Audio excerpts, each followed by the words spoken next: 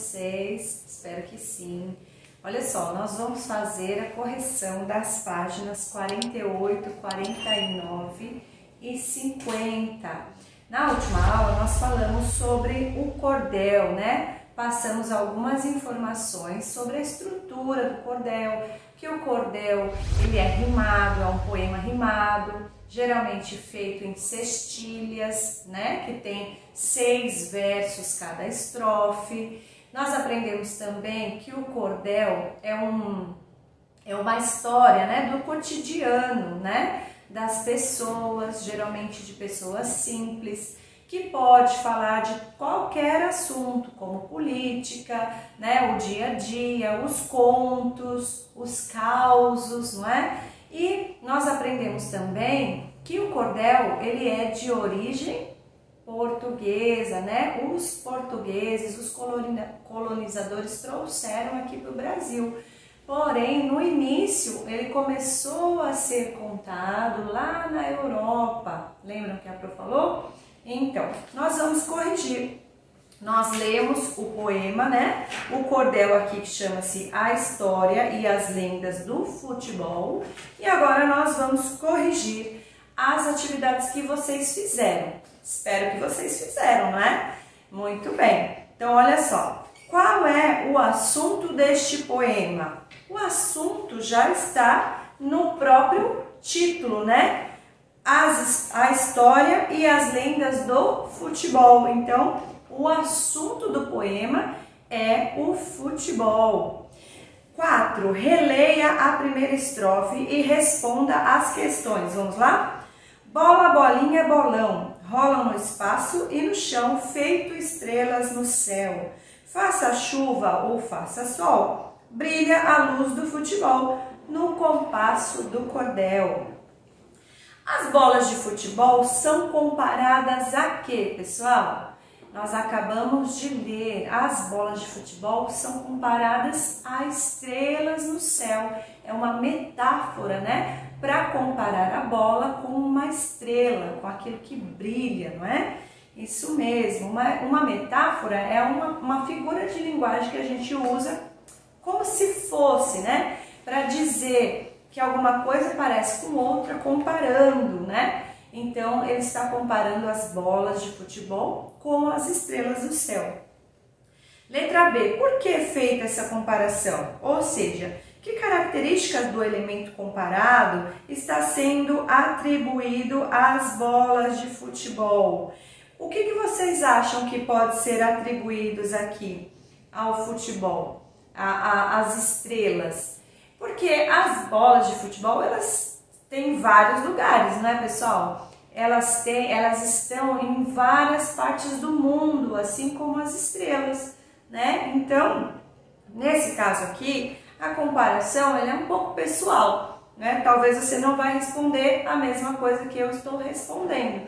Então, quando ele fala que a bola de futebol rola no espaço e no chão, é porque ela é infinita, ela pode estar em qualquer lugar do mundo, né? Assim como as estrelas. É só uma comparação, uma figura de linguagem, tá? No exercício 5, no início da segunda estrofe, 2 outros elementos são comparados. O coração é uma bola. Complete a frase a seguir acrescentando os nomes do que está sendo comparado. Qual é a frase? Coração é igual a uma bola, né? É a própria frase. Na letra B, no poema, cada um desses elementos representa algo. O que o coração representa no futebol? Uma paixão ou a saúde? Né? O coração do futebol representa a paixão, né? Pelo esporte, pela nação, pelo futebol, não é isso? É uma paixão, é aquela garra, né? Aquela vontade de torcer, de jogar. E a bola representa o que nesse poema? Um planeta ou o próprio futebol? Né? O próprio futebol. Então, na letra B, xizinho na paixão e no futebol. Letra C, explique o que você entende desta comparação. Por que esses elementos são comparados? Paixão e futebol. Porque é isso que o brasileiro sente, não é? O brasileiro é fascinado pelo futebol, né? São apaixonados, então quem gosta de futebol gosta mesmo. Geralmente quem não gosta nem liga, né? Mas quem gosta, acompanha, vamos dizer, né, fanático por futebol. Então, significa que o brasileiro é apaixonado, o coração dele bate forte pelo esporte. Vamos para o exercício 6, na página 49. Na terceira estrofe, é dito que em uma partida de futebol, assim como na vida, podemos perder, né? É verdade, né, pessoal? Nem sempre a gente só ganha. Esse resultado é visto de forma negativa.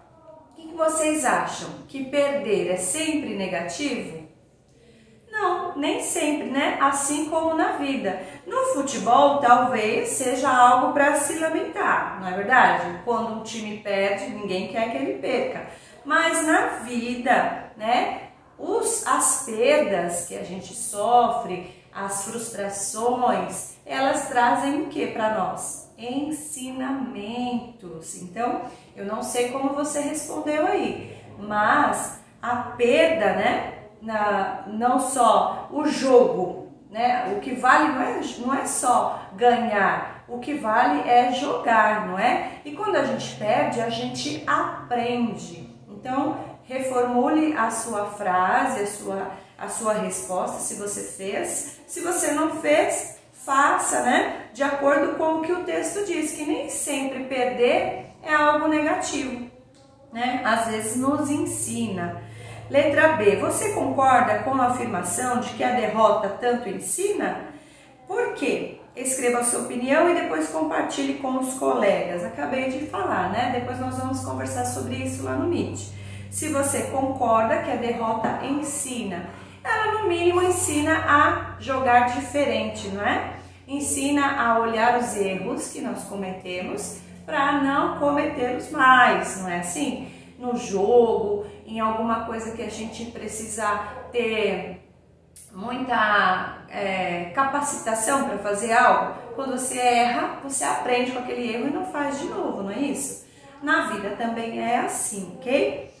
Vamos lá. 7. Nesse cordel, a história do futebol é contada desde o surgimento. Em que país um jogo parecido com o futebol era jogado antes de chegar ao Brasil? Então, o futebol, né, era jogado de uma forma bem semelhante lá na China, no Japão e na Inglaterra. Muito bem.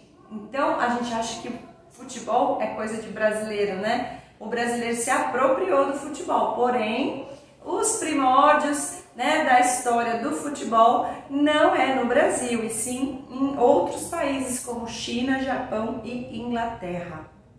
8. As 4 últimas estrofes falam sobre um assunto específico. Qual é este assunto? Vamos ver as 4 últimas estrofes, olha. Com seus times e bandeiras, nossa pátria de chuteiras fez da bola coração. Jogou a Copa de 30, no Uruguai cheio de finta, que se tornou campeão. Veio a Copa de 50, o Brasil quase arrebenta em pleno Maracanã. Uruguaios 2-1, nossa esperança fez bum e se guardou para amanhã.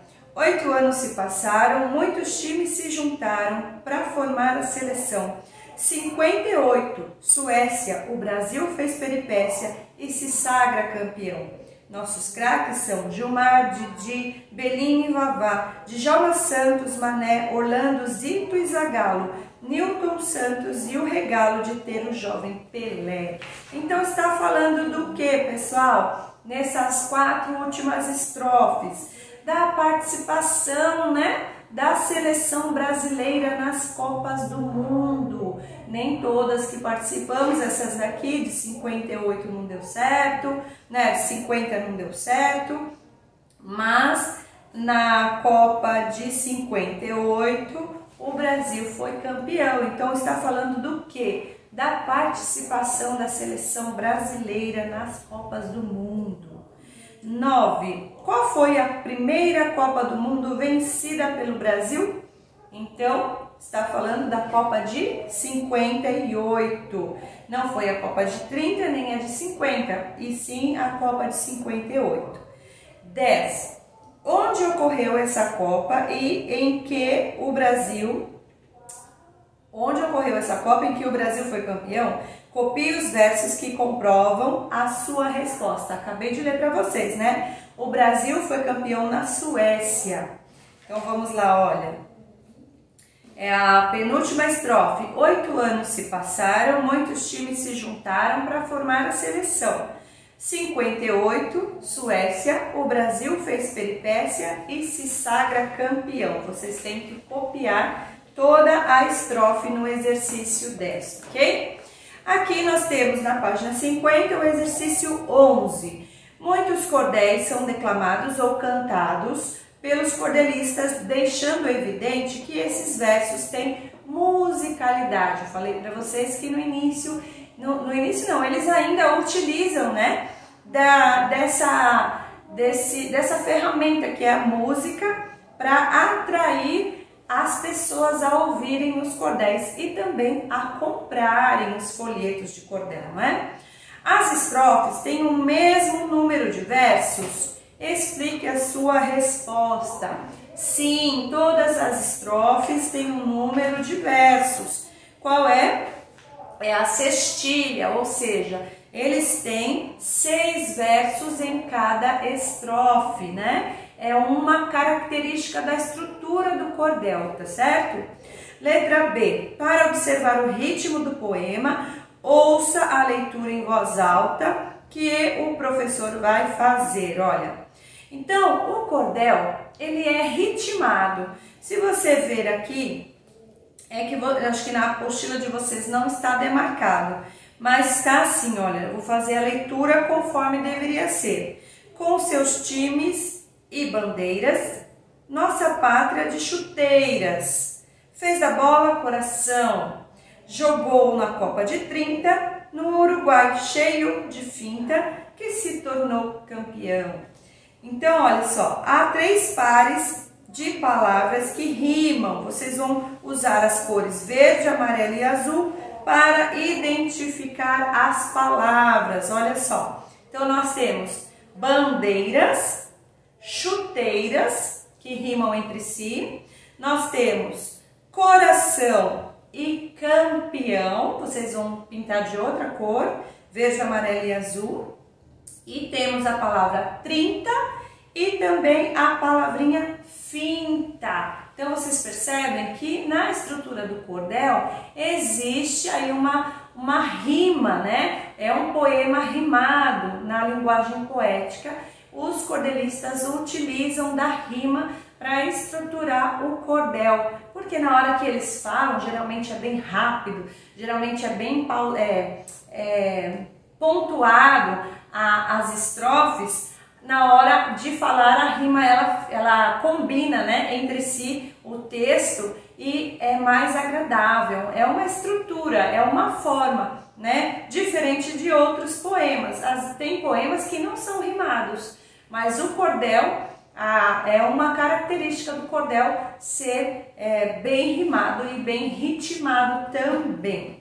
Então, olha só, espero que vocês tenham feito as atividades, né? Nós vamos, na próxima aula, falar sobre artigo e numeral. Se você já quiser dar uma lidinha, já quiser fazer aí um estudo prévio para você entender melhor quando chegar a explicação, tá certo? Um beijinho para vocês e até a próxima aula.